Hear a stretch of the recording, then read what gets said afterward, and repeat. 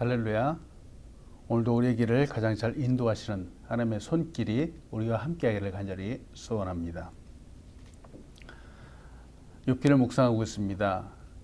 욥기를 묵상하면서 항상 생각하는 것은 인생은 쉽지 않다라는 것이죠. 인생은 어렵습니다. 하루하루 살아가는 그 삶이 때로는 버겁기도 합니다. 그런데 이 쉽지 않은 인생을 더욱 힘들게 만드는 것이 있죠. 바로 고난, 어려움, 역경이 오는데 그 이유를 알 수 없다는 겁니다. 설상가상이라고 어려운데 또다시 이해하기 힘든 고난이 찾아오기도 합니다.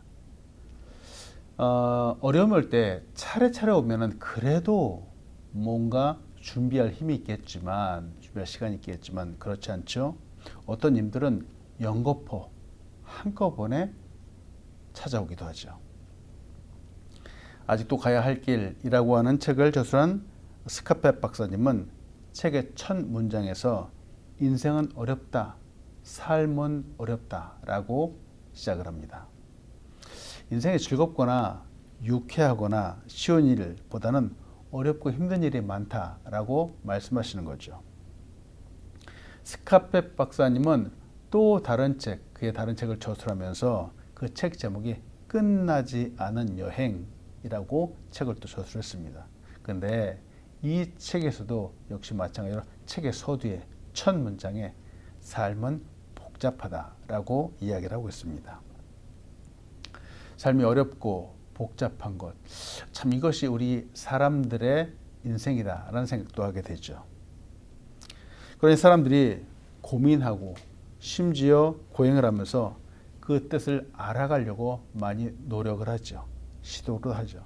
그러나 한치 앞을 알 수도 없고 볼 수 없는 것이 우리의 인생이기도 합니다. 그래서일까요?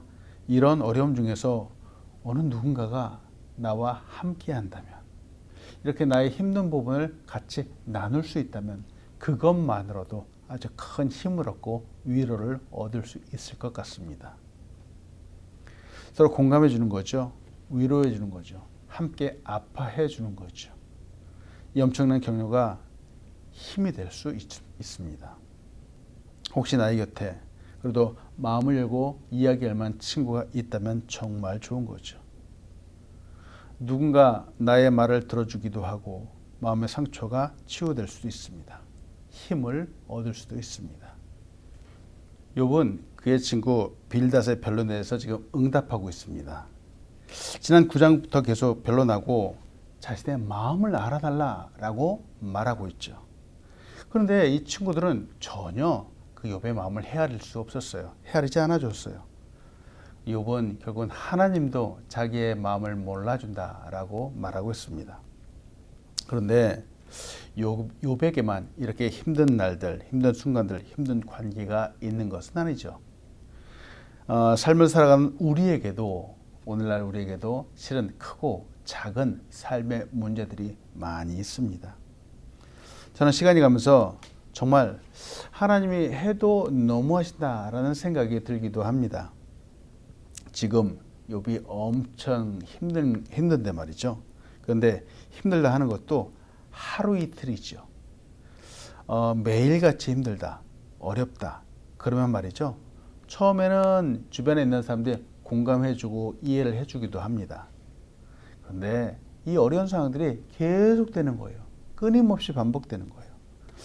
근데 이때 이렇게 같이 공감해주고 마음 아파해준다는 것이 결코 쉽지 않다는 거예요.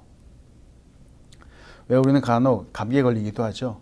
감기에 걸리면은 뭐 한 2, 3일 정도 열이 나기도 합니다. 근데 이내 약을 먹고 혹은 주사를 맞고 쉬면은 금세 회복이 되죠. 그러면 우리는 스스로도 생각하잖아요. 아, 길어봤자 감기이기 때문에 일주일이면 거뜬히 나을 거야 하며 큰 걱정을 하지 않습니다. 그런데 감기가 아닌 혹시 욥과 같이 중병에 걸렸다든지 몸이 아픈데 이게 1년, 2년 혹은 10년 이상 고통 중에 있는 분들을 가끔가다 만나는 거예요. 신방을 하게 되죠.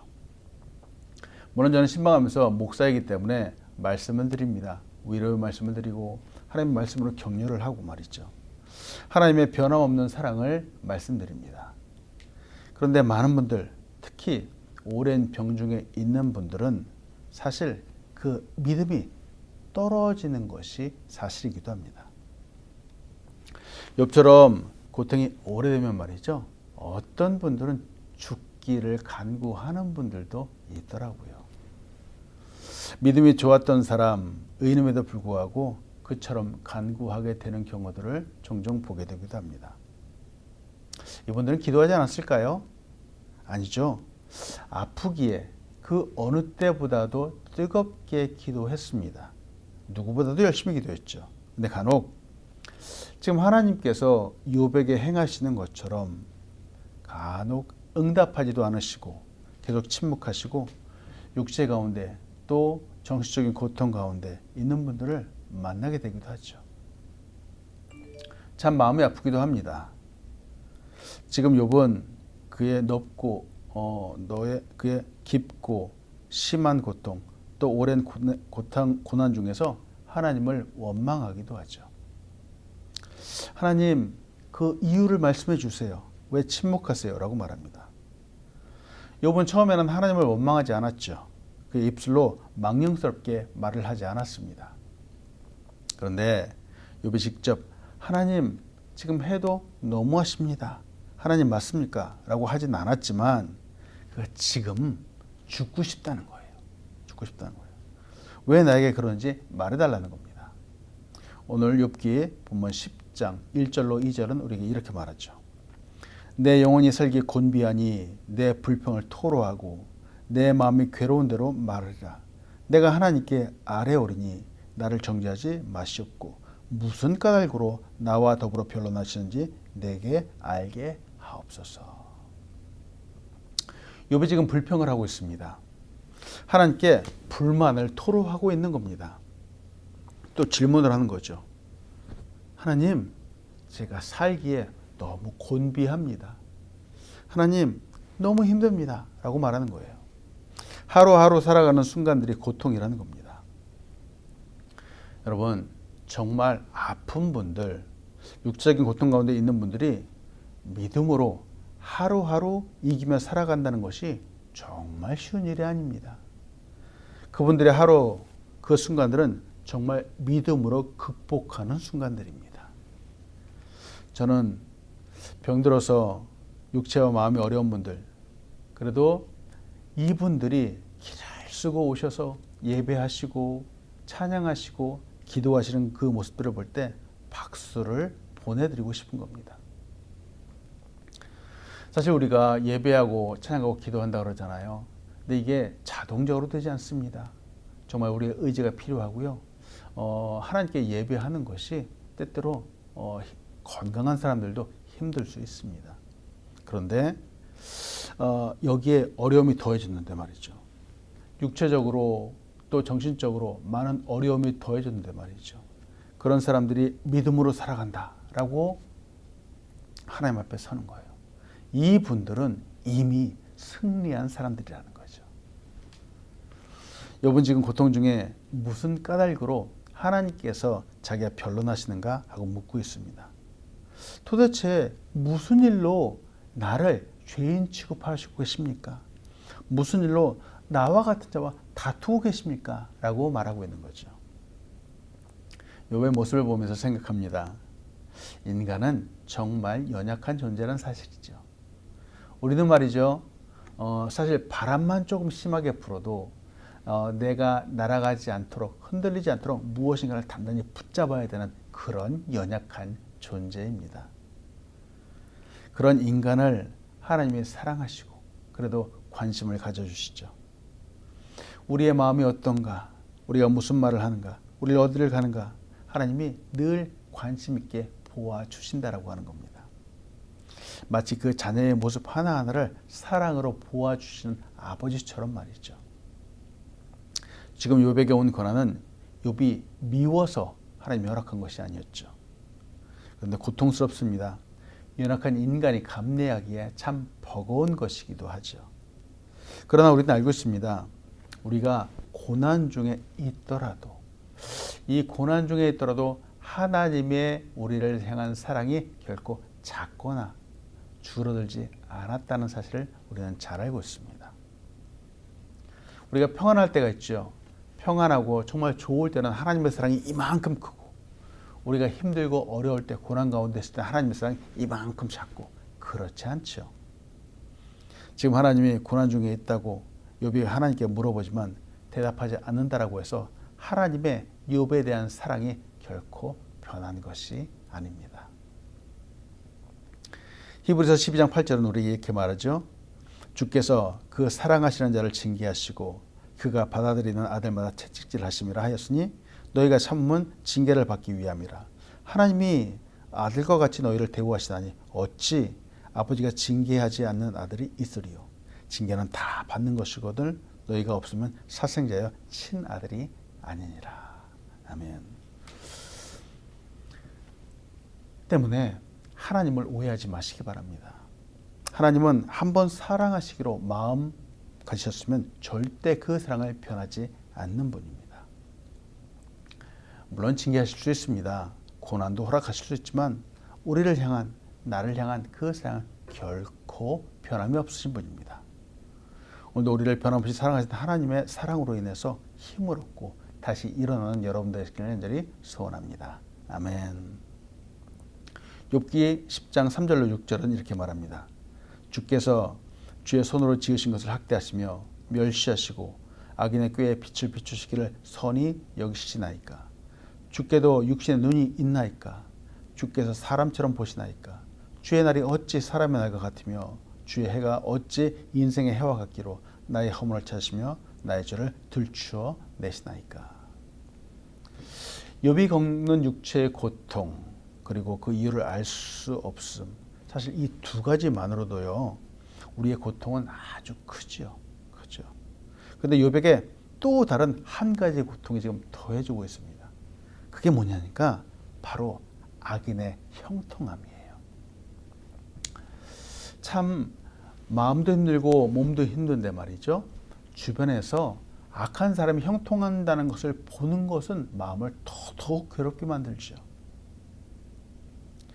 주의 손으로 지으신 것, 의인은 욥 자신은 하나님이 멸시하시는 것 같은데 도리어 세상에 악한 사람이 빛을 발하고 있는 것처럼 보인다는 거예요. 악인, 불신자는 성공하고 승승장구하는 것 같고 그들에게는 고통이 아예 없는 것 같습니다. 라고 말하는 거예요. 하나님, 도대체 이게 어떻게 된 일입니까? 라고 묻는 거죠. 그러면서 욥이 말하죠.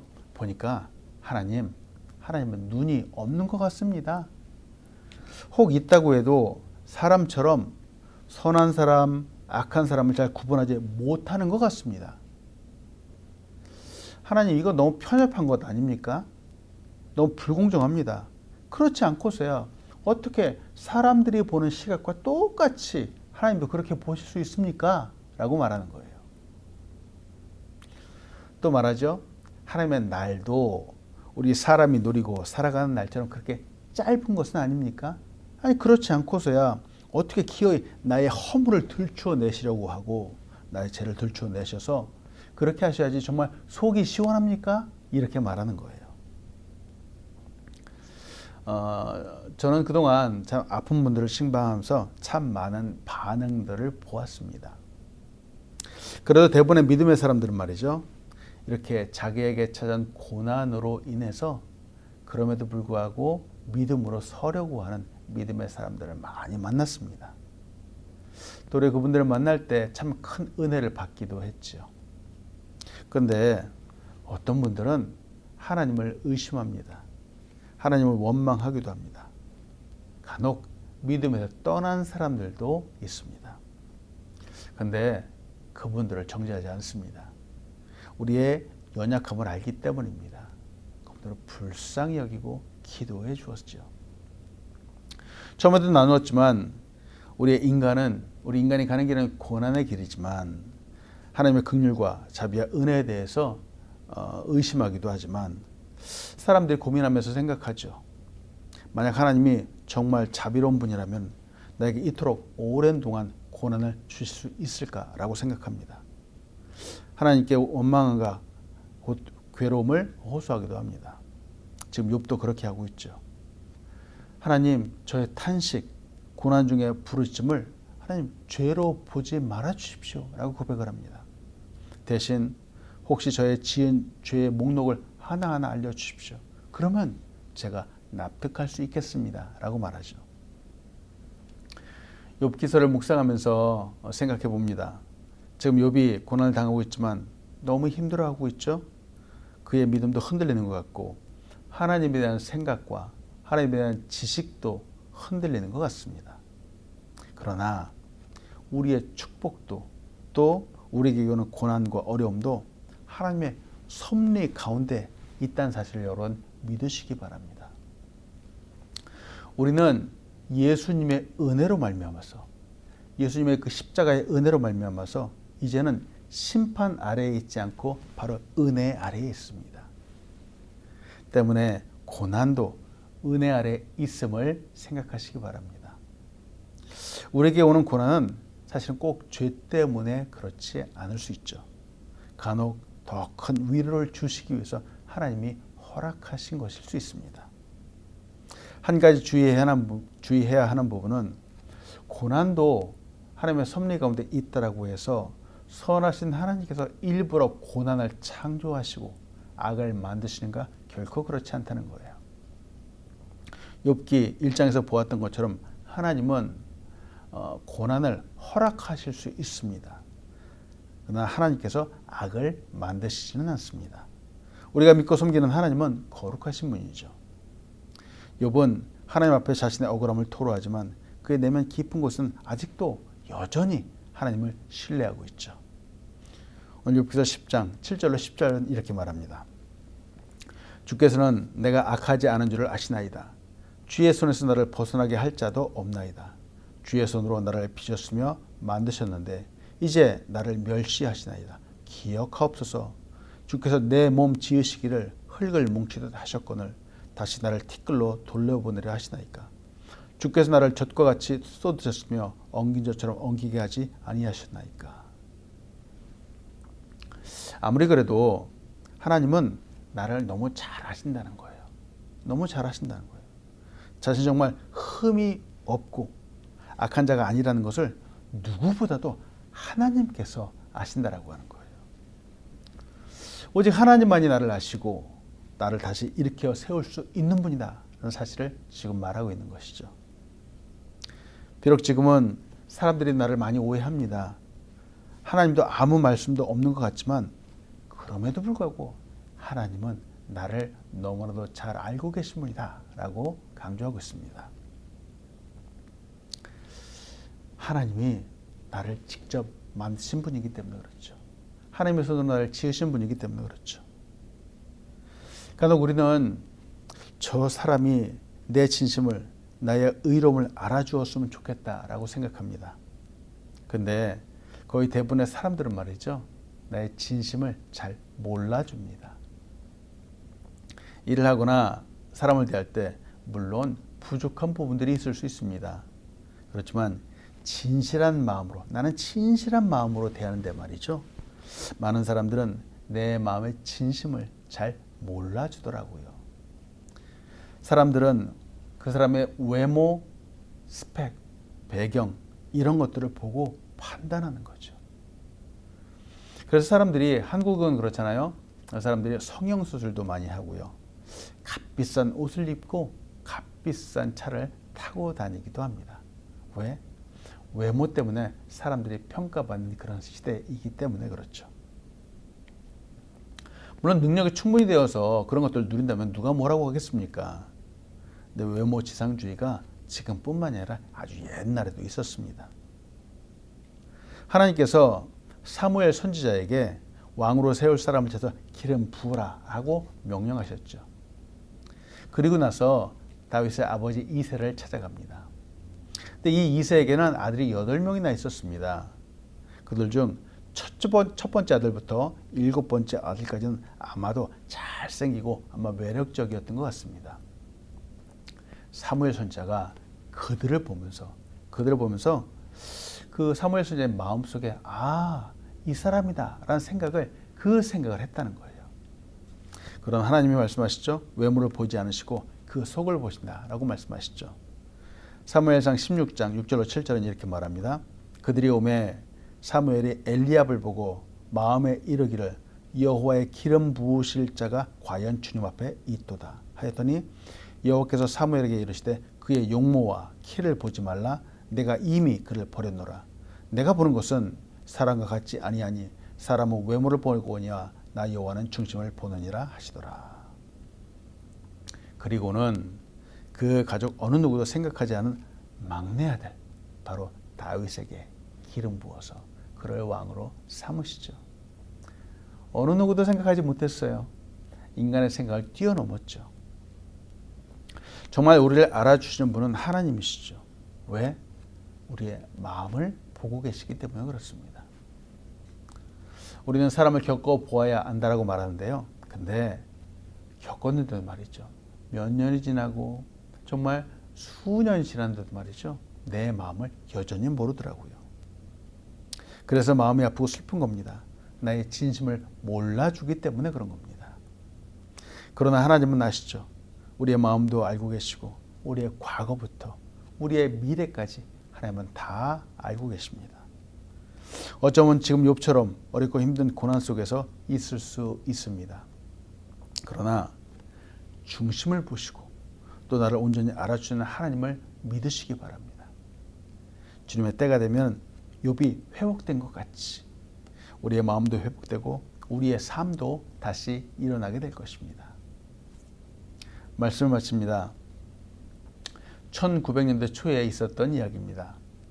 어떤 사람이 자동차 프리웨이를 열심히 달려가고 있었는데 목적지를 향해서 가고 있었습니다. 근데 차가 갑자기 고장 난 겁니다. 차가 중간에 멈춰서고 말았습니다. 황당했죠. 당황했죠. 그 사람은 차에서 내려서 본네트를 열고 이것저것을 살펴보았습니다. 근데 이 사람은 차가 멈춰선 그 원인을 알 수 없었죠. 한참을 고생하고 있었는데 지나가던 차가 저 앞에 가서 섭니다. 그리고 한 신사가 자기에게로 다가오는 거예요. 그리고 자기가 차를 좀 보아도 괜찮겠냐고 양해를 구하는 거였죠. 뭐라고 했더니만 이 사람이 뭐 2, 3분인가 보았을까? 그리고 다시 시동을 걸어보라고 얘기를 하는 겁니다. 그러니까 시동이 걸리는 겁니다. 그리고 차는 다시 정상적으로 움직일 수 있었습니다. 그를 도와준 사람은 바로 포드 자동차를 설립한 헨리 포드였습니다. 자동차의 볼트 하나하나까지 다 기억하고 있죠. 어디가 문제인지 어떻게 해결하고 있는지 이 사람은 알고 있었습니다. 우리의 삶에 마치 이처럼 예상할 수 없는 문제, 고난들이 찾아올 수 있습니다.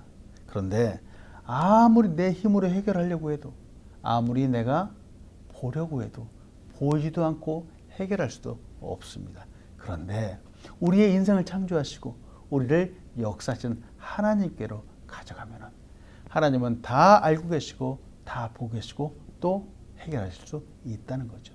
능히 해결하실 수 있습니다. 우리 창조주 하나님께서 바로 나를 지으셨습니다. 우리를 지으셨습니다. 우리의 인생을 역사하고 계시는 분입니다. 오늘도 하나님 앞에 우리의 삶의 모든 순간들을 내어드리기 원합니다.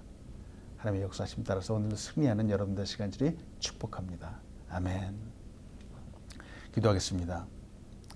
하나님 감사합니다. 오늘도 하나님 말씀을 보았습니다. 참 인생의 어려운 순간들이 참으로 많습니다. 그래서 때로는 낙담하기도 하고 또 실망하기도 하고 절망하기도 합니다. 우리가 우리 인생의 어려운 부분들을 해결하려고 노력하지만 그러나 결코 해결할 수 없습니다. 그래서 오늘 이 시간도 하나님을 찾습니다.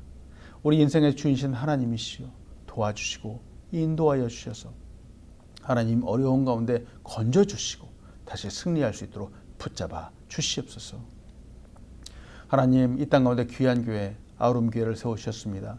아름교회가 부흥하고 발전하며 하나님께 영광 올려드리는 교회로 우뚝 서기 원합니다.